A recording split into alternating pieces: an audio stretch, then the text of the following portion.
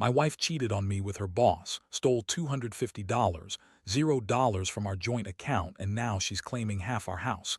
Can I really lose everything over her affair and betrayal? Hello, everyone. Dear listeners, please share your thoughts in the comments section below. And don't forget to like, share, and subscribe. Now, let's begin the video. Using a throwaway for obvious reasons, with certain specifics modified to preserve anonymity. I never thought I'd be the guy sitting here, writing this all out, but life has a way of throwing you into situations you never saw coming. It started with small cracks, little things that didn't seem like a big deal at first. My name's Mike, by the way. I married Lisa about 7 years ago, and for the most part I thought we had a good life. We weren't perfect, but we had stability, decent jobs, a nice house, and a pretty good routine. But over the last few months, something changed. She started acting weird, secretive, distracted, and more bitchy than usual. I'd ask her what was wrong and she'd brush me off, saying she was stressed at work or just tired. But I knew something was off. It all hit me one day when I noticed her phone was left on the kitchen counter, screen lit up with a message from her boss, David. I normally wouldn't snoop. Okay, honestly, I'd never done that before. But something about the way she kept her phone locked all the time, even when she was sitting right next to me, made me suspicious. I glanced at the screen while she was in the shower, and there it was, messages that weren't just about work. Flirty comments, late-night plans, and even a few that sounded downright intimate. My stomach sank. I felt like I'd been punched in the gut. I didn't confront her right away. I needed to be sure, so I started digging. I checked her emails, her social media accounts, and even installed a little tracking app on her phone. What I found was worse than I expected. She'd been texting David, her boss, for months, and not just about work stuff. There were pictures, suggestive messages, and plans to meet up after hours. The worst part, she'd lied to me every step of the way, telling me she was working late or out with friends. Meanwhile, she was sneaking around with her boss. The betrayal was deep, and I felt like I'd been hit by a freight train. I was furious, but mostly I felt betrayed by her, by the woman I loved and trusted. I couldn't believe she'd do this to us. The thought that she'd been sleeping with her boss, stealing money from our joint account, and lying to my face was almost too much to handle. I started questioning everything. How long had this been going on? What else was she hiding? The more I uncovered, the more my anger grew. I wanted to confront her immediately, but I knew I had to plan my next move carefully. I couldn't just blow up without knowing exactly how much damage she'd done. That's when I found out she'd stolen $250,000 from our joint account. A huge chunk of our savings gone, just like that. She'd been funneling money to her own accounts, hiding it in various investments she claimed were safe. I couldn't believe she'd do something so reckless and selfish. The money was supposed to go toward our future, our kids' college fund, a new car, maybe even a vacation. Instead, it was lining her pockets while she was out screwing her boss and lying every step of the way. I felt like I was living in a nightmare. I wanted to scream, cry, do something. I don't know, just make it all stop. But I knew I had to keep my composure. I decided I'd wait until I had all the facts before confronting her. I needed to see how deep this rabbit hole went. Meanwhile, I started planning my revenge, not in some petty way, but in a way that would make her regret ever crossing me. I wasn't going to let her walk away with everything, especially not after what she'd done. I had to figure out how to get back what was mine and make her pay for the betrayal. And so, I began to carefully plot my next move, knowing that once I stepped into that confrontation, there was no going back. I thought I was prepared for whatever she might say when I finally decided to confront Lisa, but honestly, I wasn't ready for how cold and defensive she'd become. The moment I laid out the evidence, her messages, the missing money, the lies, her reaction was almost laughable. She rolled her eyes, looked at me like I was some kind of fool, and then started spinning her own stories. She said she was just stressed, that David was like a father figure at work, and that I was overreacting. She told me the money was a mistake, some kind of accounting error, and that she'd fix it. The thing is, I knew she was lying. I could see it in her eyes, the way her pupils darted around, her voice a little too high-pitched, her hands trembling. She kept insisting she was innocent, that I was paranoid, that I was making a mountain out of a molehill, but I wasn't buying it. Not anymore. I felt like I'd been punched again, deeper this time. My mind was racing with questions. How many times had she lied? How long had this affair been going on? And worst of all, what the hell was I supposed to do now? I didn't want to just walk away without a fight. I wanted answers. I wanted justice. But I also knew I had to keep my cool because I couldn't afford to look weak or desperate. I told her I was done trusting her, that I was going to get to the bottom of everything. I demanded she tell me where the money was, how long this had been happening, and why she thought she could get away with it. Her response: more lies. She claimed she'd never cheated with David, that it was just harmless flirting, and that I was making a huge deal out of nothing. She even had the nerve to call me paranoid and accuse me of spying on her because I didn't trust her. The emotional toll hit me hard. I felt like I was losing my mind. I loved her, or at least I thought I did. But now I wasn't sure I knew anything about her anymore. I kept asking myself how I could be so blind, so naive. I had always thought we were solid. Sure, every marriage has its problems, but this was betrayal on a level I never expected. I was angry, yes, but mostly I felt hurt, like I'd been punched in the stomach and left gasping for air. I kept replaying the lies she told, the sneaking around, the stolen money. It all felt like a nightmare I couldn't wake up from. Over the next few days, I started to spiral. I couldn't eat, couldn't sleep, and I kept staring at the house, wondering if I should just pack my bags and leave. But part of me wanted to fight, wanted to make her pay for what she'd done. I knew I wasn't going to let her get away with this. I started to think about how I could use her own lies against her, how I could turn her betrayal into her downfall. I was furious, but I also knew I had to be smart about it. I couldn't just storm out and burn everything down. I needed a plan. I reached out to a lawyer just to get some clarity about our financial situation and what my options were if I decided to divorce her or take legal action. The lawyer told me I had a strong case, especially with the evidence of theft and infidelity. I also started secretly talking to a private investigator, someone who could help me dig up more dirt, maybe find out where she'd hidden the stolen money or if she was planning to run. Every day, I felt more like a detective than a husband, piecing together her lies and plotting my next move. At the same time, I couldn't shake the feeling of betrayal. I kept asking myself how I'd let this happen, how I'd been so blind. I'd always thought we were a team, that we had something real. Turns out, I was just a fool to believe that. But I wasn't going to let her walk away with everything, especially not after stealing from us and screwing around with her boss. I knew I had to be strategic. I had to catch her in the act again or find irrefutable proof of her betrayal. I couldn't just confront her blindly. I had to be ready to expose her completely.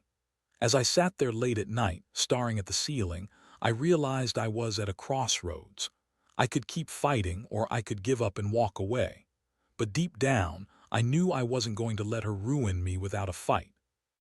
I owed it to myself to get justice, whether that meant taking her to court, exposing her to everyone we knew, or just making sure she paid for what she'd done.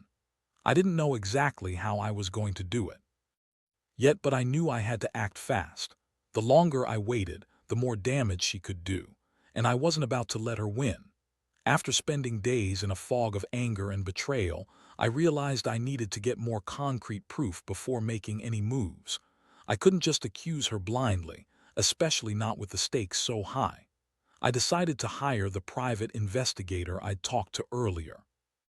I needed to see if she was still sneaking around, if she had hidden more money, or if she was planning to leave town. It was a risky move, but I felt it was necessary. I couldn't keep living in this limbo, not knowing how deep her lies went. The pie was discreet, kept to himself, didn't ask too many questions, and promised to keep me updated. Within a few days, I started getting reports. Turns out Lisa had been meeting David at a fancy hotel downtown more than once. They weren't just exchanging flirtatious texts, they were actually sleeping together. The investigator also found evidence of her transferring more money into secret accounts, accounts I never knew existed. It was clear she'd been planning this, or at least covering her tracks better than I thought possible. What stunned me the most was her attempt to lie her way out of everything when I confronted her with the new evidence. She looked me straight in the eyes and said, "You're crazy. You're just jealous. David's like family to me. We're just friends." She dismissed the hotel visits as business dinners, even though her own private investigator had caught her sneaking out late at night, her makeup smudged, her hair disheveled. She insisted she had no idea where the missing money was, that I was just paranoid and overreacting because I didn't trust her. That's when I realized she thought she could lie her way out of anything, just like she'd been doing all along. I felt a mixture of disgust and relief. Disgust because she was so brazen about her lies, and relief because I now had solid proof. I knew I couldn't stay married to someone who lied so effortlessly, who betrayed me so completely. But at the same time, I was furious at her, furious at myself for not seeing it sooner, and furious at how easily she'd manipulated everyone around her.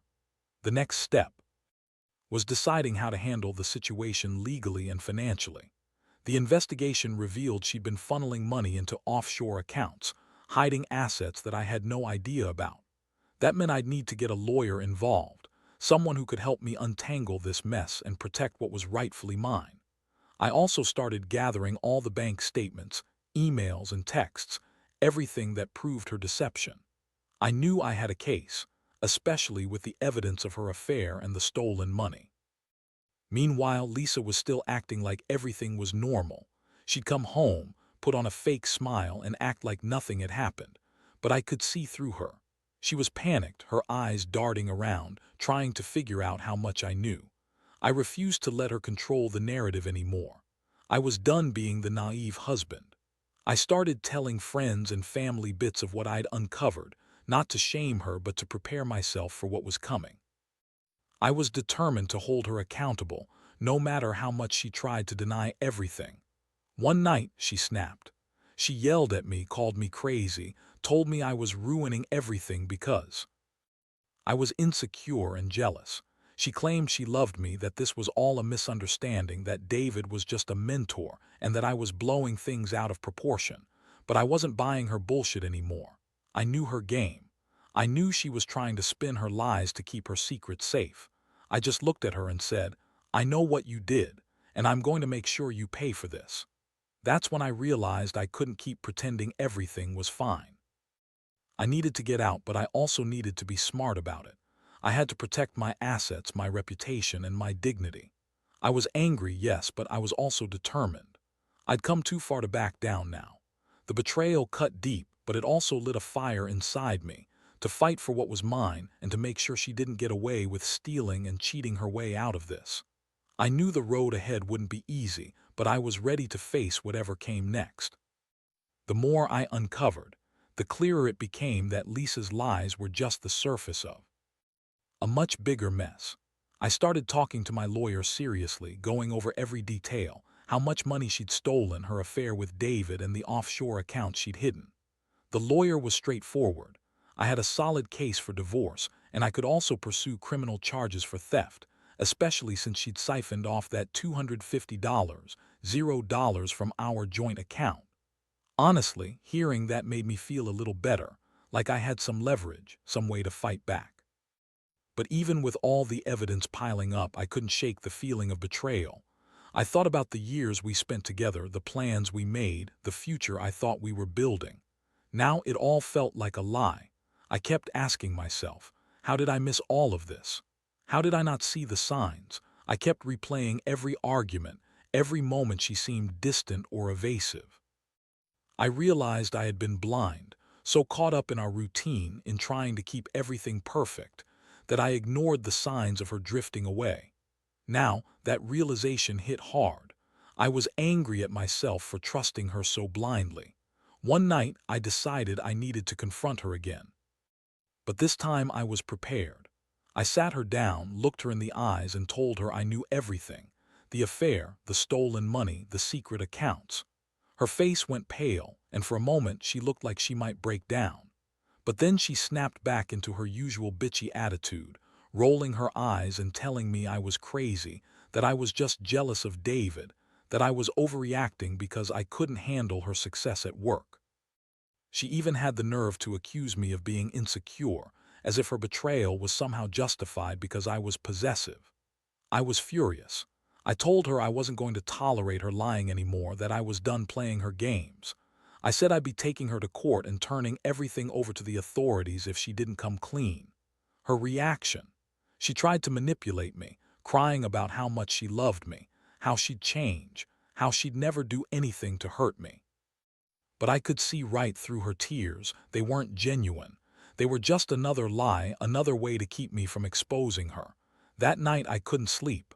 I kept thinking about everything she'd stolen: our money, my trust, the years I'd spent building a life with her. I felt hollowed out, but also more resolved than ever. I knew I had to act fast. The longer I waited, the more she could cover her tracks or run away with whatever she'd hidden. I decided I'd file for divorce immediately, but I also wanted to make sure I got everything back: my money, my dignity, and maybe even some form of justice. I started compiling a timeline of her actions, gathering all the evidence I'd collected: bank statements, emails, texts, the private investigators' reports. I wanted everything organized so I could present it clearly in court. I also looked into hiring a forensic accountant to trace her hidden assets and offshore accounts. I knew she was clever, but I wasn't going to let her outsmart me. I was determined to fight for what was mine and to hold her accountable for the damage she'd done. Meanwhile, Lisa kept up her act, pretending everything was normal. She'd come home, act like she was the victim, accusing me of being paranoid. But I saw through her. I knew she was panicked, trying to figure out how much I knew, how much I was going to expose. That made me more determined. I wasn't going to let her manipulate me anymore. I was done playing nice. One thing I learned through all this is that trust is fragile, so fragile that one betrayal can shatter it completely. I also realized that sometimes you have to fight dirty to protect yourself. I wasn't just fighting for my money or my reputation. I was fighting for my sanity. I kept telling myself I'd come out of this stronger, that I'd rebuild what she tried to destroy.